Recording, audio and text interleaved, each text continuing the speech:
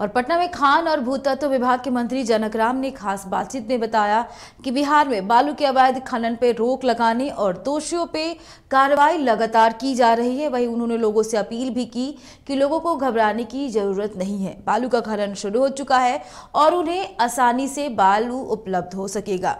जमुई में देश का सबसे बड़ा स्वर्ण भंडार मिलने पे कहा कि यह बिहार के लिए काफी बड़ी बात है। बिहार और देश के प्रगति में इसकी भूमिका अहम होगी। लगातार बालू माफियाओं और अवैध बालू खनन करने वाले लोगों पर कार्रवाई हो रही है और विभाग द्वारा स्पष्ट निर्देश दिया गया है, कोई भी हो उन्हें बख्शा नहीं जाएगा, चाहे वो अधिकारी हो या कर्मी हो, चाहे वो कोई भी हो। इन्हीं सब मुद्दों पर हमारे साथ खास बातचीत के लिए आज खान एवं भूतत्व विभाग के मंत्री जनक राम हमारे साथ हैं। सर, अवैध बालू को लेकर के लगातार आप लोग कार्रवाई कर रहे हैं, कई लोगों की गिरफ्तारी भी हुई, लगातार कार्रवाई चल रही है, लेकिन अभी भी कहीं ना कहीं कुछ क्षेत्रों में जो है इस तरीके की चीजें हो रही है, उसको रोकने के लिए क्या कुछ रणनीति बनाई गई है विभाग द्वारा? हम बार बार प्रिंट मीडिया, इलेक्ट्रॉनिक मीडिया को हम धन्यवाद देना चाहते हैं और देते भी रहते हैं कि आप लोगों के माध्यम से ही अवैध बालू से जुड़े हुए जो भी कारोबारी है, आप लोगों ने बखूबी प्रकाशित करते रहते हैं। उस पर शासन और प्रशासन के लोगों ने समय समय से बड़ी लंबी कार्रवाई भी हो रही है। आपका कहना है कि अभी भी अवैध कारोबार से जुड़े हुए लोग काम में लगे हुए हैं, तो मैं आपके माध्यम से आश्वस्त करना चाहता हूं कि बिहार के यशस्वी मुख्यमंत्री नीतीश जी के नेतृत्व में ये सरकार की तंत्र हो, राजनेता हो, कोई बचने वाला नहीं है। जो भी अवैध तरीके से बालू की माफिया अगर वो काम में लगे हैं तो मुझे लगता है कि बड़ी से बड़ी कार्रवाई करने की सरकार मादा रखती है और कार्रवाई हो भी रही है। सर, क्रोमियम और पोटास को लेकर के भी बड़ा काम चल रहा है बिहार में, लोगों को उम्मीद है क्योंकि विभाग में काफी कुछ काम हो रहा है, एक्टिव हो चुका है विभाग पूरी तरीके से, कह सकते हैं। मुझे लगता है कि ये श्रेय जाता है देश के यशस्वी प्रधानमंत्री आदरणीय नरेंद्र मोदी जी को। 14 से लेकर के 19 तक मुझे भी संसद सदस्य बनने का अवसर मिला था और माइनिंग के क्षेत्र में जटिल प्रक्रिया से बिहार प्रदेश गुजर रहा था। सौभाग्य हुआ कि देश में 14 में यशस्वी प्रधानमंत्री नरेंद्र मोदी जी के हाथों में देश आता है और माइनिंग के क्षेत्र में 15 और 16 में अमेंडमेंट करके सरल कानून बनाया गया, जिसकी वजह से GIC geological survey of India Bihar में काम कर रही है। उसी के तहत भारत सरकार के मंत्री आदरणीय प्रहलाद जोशी जी के नेतृत्व में बिहार के मंत्री होने के नाते मुझे भी जाने का अवसर मिला था।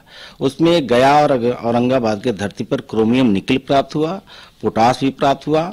तो मुझे लगता है कि वो प्रक्रिया आगे बढ़ चुका है। आने वाले दिनों में बहुत बड़ा बिहार को उपलब्धि के साथ साथ बेरोजगारों को रोजगार मिलेगा, बड़ी बड़ी कंपनियां भी आएगी, आर्थिक जगत में एक आमूलचूल परिवर्तन बिहार में होगा।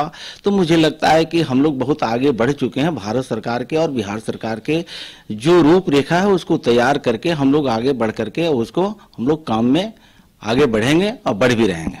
जमुई में, बिहार के जमुई में देश का सबसे बड़ा स्वर्ण भंडार मिला है, इसको लेकर के कहीं ना कहीं काफी बिहार जो है वो चर्चा में आने लगा, जमुई चर्चा में आने लगा है, क्या कहेंगे? मुझे लगता है कि बिहार प्रदेश के यशस्वी प्रदेश अध्यक्ष आदरणीय संजय जायसवाल जी और पश्चिम चंपारण के आदरणीय सांसद भी हैं, उन्होंने ये प्रश्न उठाया था लोकसभा के अंदर। और प्रश्न के जवाब देने के क्रम में भारत सरकार के मंत्री ने स्पष्ट शब्दों से कहा है कि बिहार में भारत के सर्वाधिक 44% यानी 23 लाख मिलियन टन सोना बिहार के जमुई सोनू प्रखंड में प्राप्त हुआ है।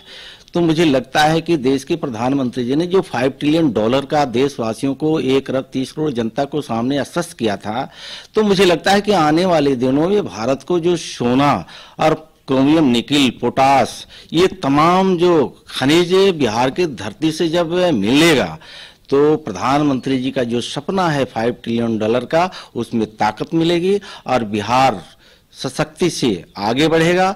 तो भारत के 1 अरब 30 करोड़ जनता को जो देश के प्रधानमंत्री आदरणीय नरेंद्र मोदी जी ने कहा है कि आने वाले दिनों में भारत विश्व का गुरु बनेगा, तो मुझे लगता है कि भारत विश्व गुरु बनने में अब आगे बढ़ रहा है। आखिरी सवाल है, लोगों को क्या संदेश देंगे, क्योंकि लोग अभी भी थोड़ा बालू को लेकर के चिंतित रहते हैं, अवैध खनन कहीं कहीं है, तो लोगों को क्या संदेश देंगे कि लोग निश्चिंत रहें? बालू के लिए लोगों को चिंतित रहने की जरूरत नहीं है। राज्य की सरकार हो, देश की सरकार हो, संकल्पित सरकार है कि बिहार के 13 करोड़ जनता और देश के 1 अरब 30 करोड़ जनता को मूलभूत सुविधा से हम कभी मरहूम नहीं होने देंगे। उनकी जो भी छोटी छोटी समस्या होगा उस समस्या को निराकरण करके हम सशक्त बिहार की जनता को बनाएंगे। उसी कड़ी में बिहार एक बालू भी अहम समस्या होती थी, तो उस समस्या का निराकरण कर लिया गया है। बालू का खनन प्रारंभ हो गया है। अब कहीं बालू के अभाव में किसी को छोटे छोटे कामों को रोकना अब नहीं पड़ेगा। वो बालू ससमय लोगों को उपलब्ध कराया जा रहा है। तो बिल्कुल स्पष्ट है, लोगों को घबराने की, डरने की बिल्कुल भी जरूरत नहीं है। बालू की जो किल्लत है वो नहीं होगी। बालू का खनन जो है वो शुरू हो चुका है। वहीं मंत्री ने यह भी बता दिया है कि जो भी लोग इसमें संलिप्त होंगे, कहीं भी सूचना मिलेगी त्वरित कार्रवाई की जाएगी और जो भी लोग उसमें शामिल होंगे, चाहे वो बड़े लोग हो, छोटे लोग हो, सभी पर कार्रवाई निश्चित तौर पर की जाएगी।